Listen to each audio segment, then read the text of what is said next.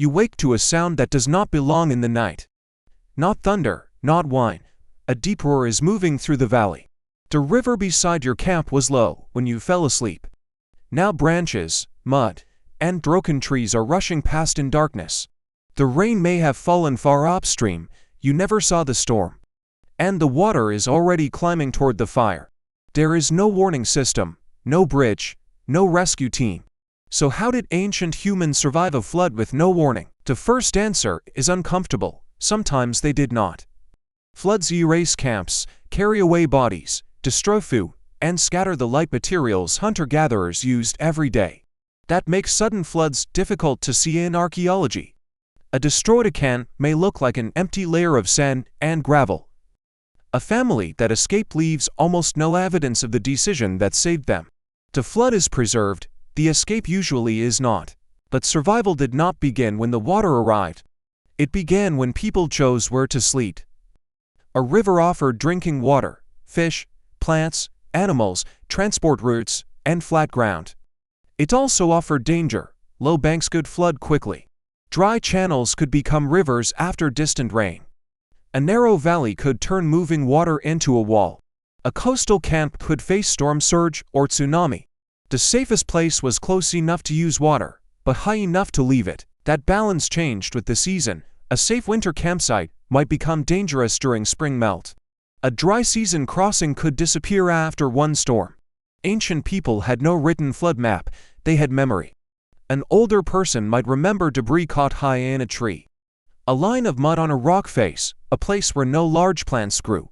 Rounded stones far above the normal channel, these were not scientific measurements, they were clues that water had been there before.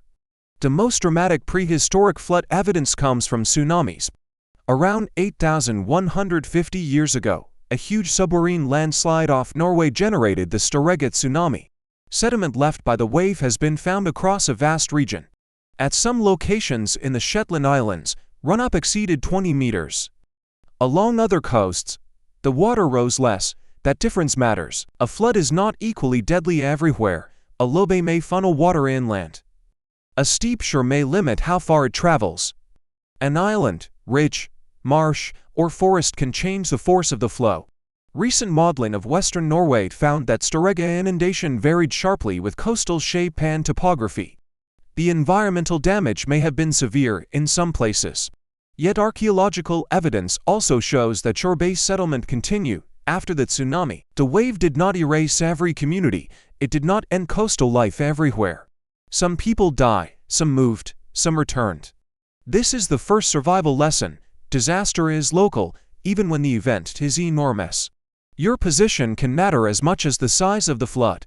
Farther south, another ancient coastline preserves an even older catastrophe. At Dor on the Carmel coast of Israel, researchers identified a tsunami deposit dating between about 9,900 and 9,300 years ago. Their reconstruction suggested a wave run-up of at least 16 meters and water traveling roughly 1.5 to 3.5 kilometers inland from the ancient shoreline. The authors argued that early Neolithic coastal sites may have been destroyed, producing a long gap in the local settlement record. Later communities returned. Again, archaeology does not show a clean moment of escape. It shows vulnerability, disappearance, and eventual resettlement. The landscape was dangerous, it was also valuable enough that people came back. Now imagine the flood reaching your camp. The first seconds matter. You do not collect everything. You do not save every high, basket, or stone tool. You wake the others. Children and injured people move first. Someone grabs a baby. Someone pulls an older person upright.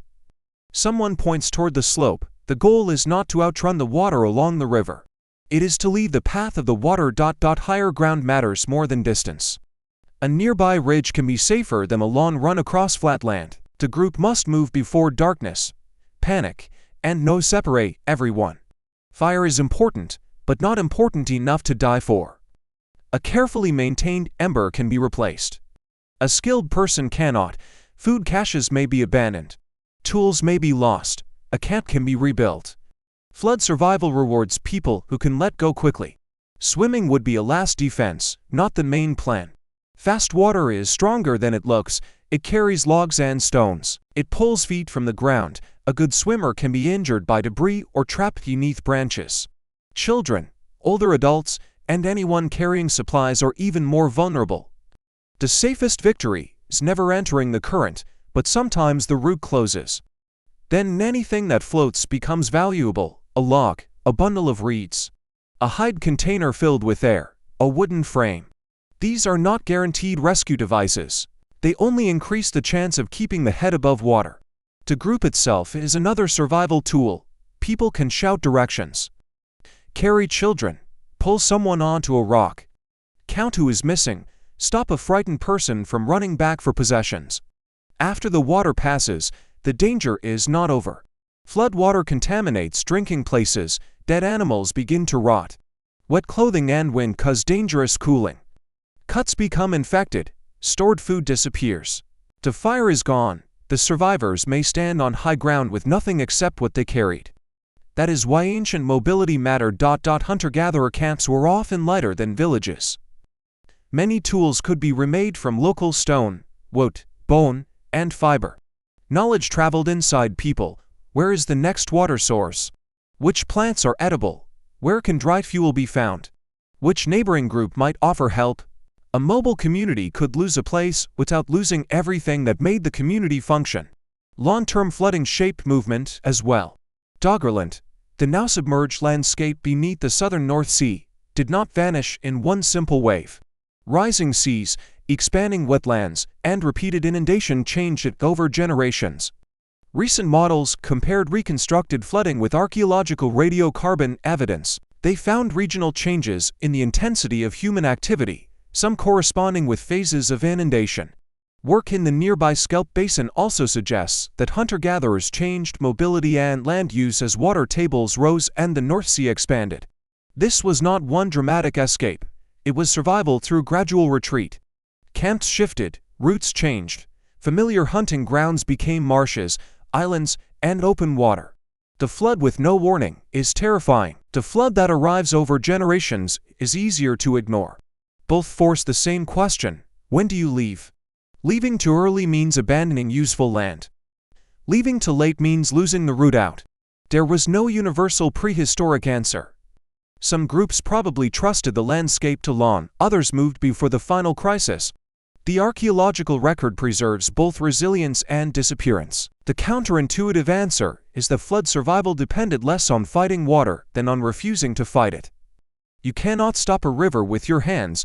You cannot protect every object.